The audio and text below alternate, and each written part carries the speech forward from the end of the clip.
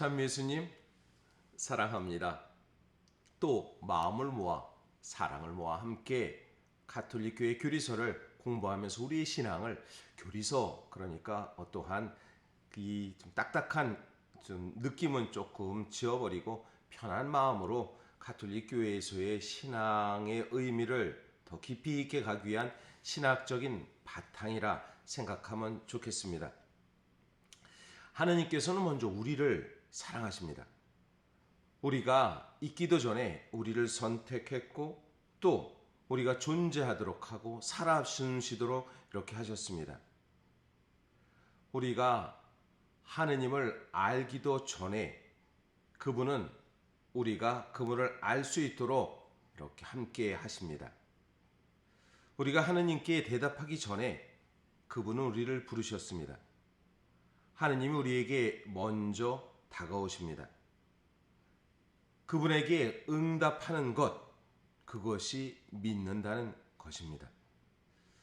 우리는 내 자신이 알게 모르게 지금의 내가 있도록 하는 그 배경에 부모님도 환경적인 요인도 있을 것입니다. 그러나 내 자신이 지금 있는 모습을 다시 한번 새겨보면 부모님, 환경적인 주변의 여건 그거 넘어 하느님께서 나를 이렇게 이끌어 주셨다는 것을 우리는 느끼게 됩니다. 이것이 신앙 체험입니다. 믿는다는 것, 그것은 듣는다는 것입니다. 귀를 기울여 듣는다는 것, 그래서 라틴어로 아우디레라고 하는 것은 귀담아서 듣는다라는 것을 얘기합니다. 그래서 우리에게 하나님께서 말씀하신 것, 그것을 귀담아 들었던 믿음의 순종을 보였던 분들이 있습니다. 그 원형이 두 분으로 크게 나눌 수 있습니다.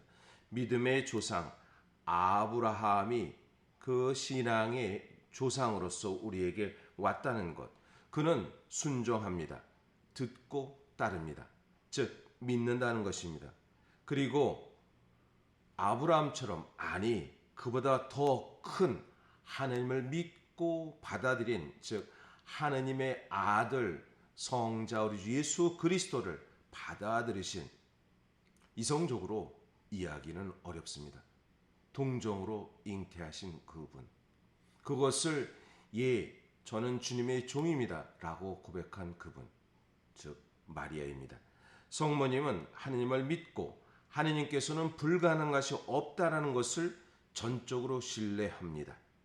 성모님은 그분을 따릅니다. 주님께서 말씀하신 대로 제게 이루어지기를 바랍니다. Fiat voluntas tua.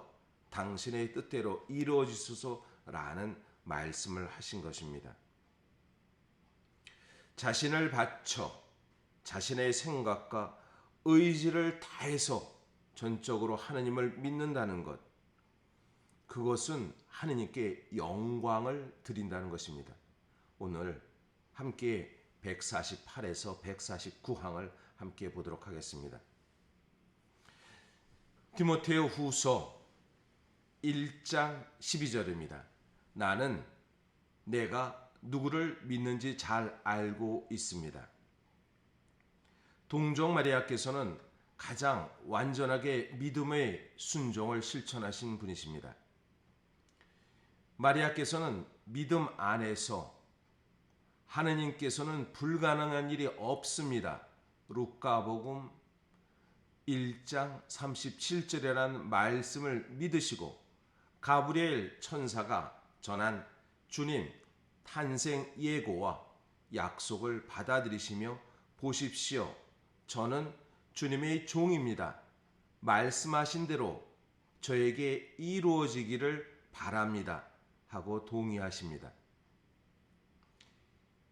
요한의 어머니 엘리사벳은 마리아에게 행복하십니다. 주님께서 하신 말씀이 이루어지리라고 믿으신 분 루카복음 1장 45절이라 말씀을 인사하였습니다. 바로 이러한 믿음 때문에 모든 세대가 마리아를 행복하다고 일컫는 것입니다. 일생 동안 그리고 극도의 시련과 그 아드님 예수님께서 십자가에서 돌아가시는 상황에 이르기까지 그분의 믿음은 흔들리지 않았습니다. 마리아께서는 하느님의 말씀이 이루어지리라는 것을 끝까지 믿으셨습니다. 그래서 교회는 마리아를 가장 순수한 믿음을 실현한 분으로 공경하고 있습니다. 그 공경은 성인들의 공경과는 분명히 차이가 있습니다. 3세기경에 천주의 성모여 당신의 보호하심이라는 기도문이 있습니다.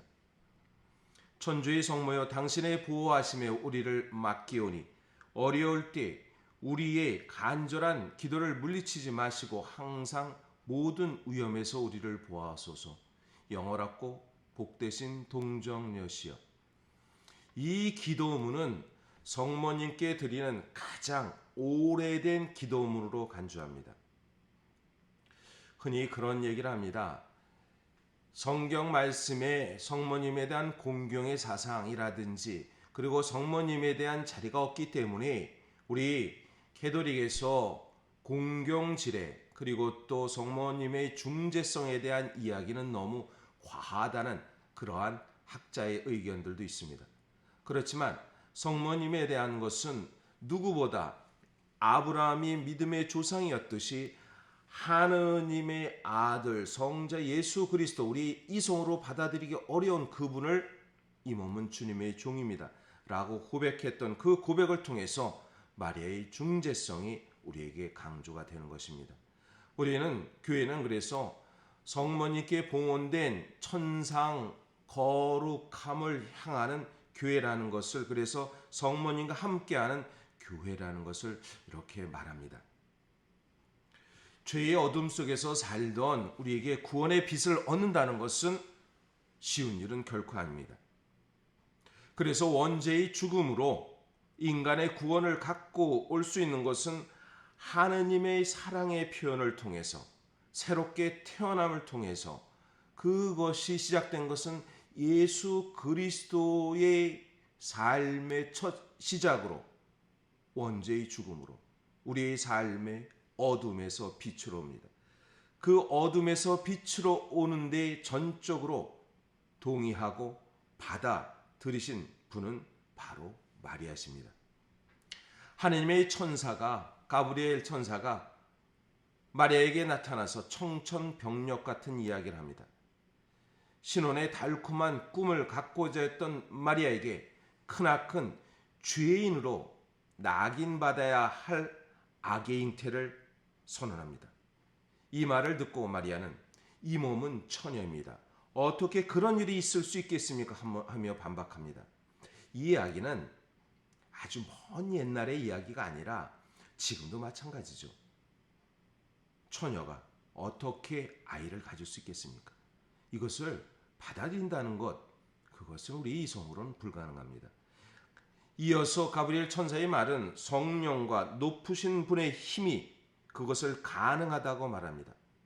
마리아는 처음에 그것을 거짓이기를 원했습니다. 천사의 말대로 이루어진다면 약혼을 한 요셉을 어떻게, 그리고 부모, 형제, 친지 앞에서 어떻게 나설 수 있겠습니까? 한순간의 희생도, 곱게 자란 마리아의 인생, 인간답게 살고자 했던 아름다운 꿈이 한순간에 사라지는 고통을 당해했던 것입니다. 과연 높으신 분께서 나의 불행을 원하시는가? 참으로 처녀 마리아에게는 악의 잉태를 받아들인다는 것은 불가능했습니다. 원초적 삶의 아픔이 마리아와 함께 있듯이 어찌 보면 우리들도 쉽지 않은 수용이 있을 수 있습니다. 그러나 하느님의 뜻이 그 안에 있기 때문에 감춰진 뜻, 마리아는 인류 구원을 위해 인간적 삶의 포기를 받은 듯 했습니다. 그러나 삶의 포기가 완전히 없어지는 포기가 아니라 새로운 삶의 의미를 받게 된다는 것입니다. 마리아는 하느님의 구원 사업을 동참함으로써 당신이 하늘의 뜻이 이 땅에 이루어지도록 전적으로 이렇게 이루어지게 됩니다. 천사는 마리아의 사촌 엘리사벳의 잉태 사건을 이야기합니다. 나이가 많은 사촌 누이의 엘리사벳을 마리아는 들었을 것입니다. 누이의 사건을 들으면서 그러면서 마리아는 천사에게 합니다. 이 몸은 주님의 종입니다. 지금 말씀하신 대로 이루어지기 바랍니다.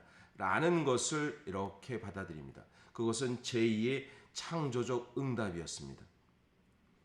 인간 세계에서는 일찍이 없었던 일이 마리아에게 이루어지면서 완전한 삶의 변화가 이루어집니다. 주님의 종으로서 마리아는 받아들이면서 전적인 수용, 그래서 십자가에서의 죽음과 고통과 죽음을 마리아는 목격했고 예수님의 공생활 안에서 이루어진 일들을 마리아는 직접 보게 됩니다. 그러면서 겸손의 모습으로 이 몸의 주님의 종입니다 라고 했을 때, 그랬을 때 구원의 협력자가 됩니다.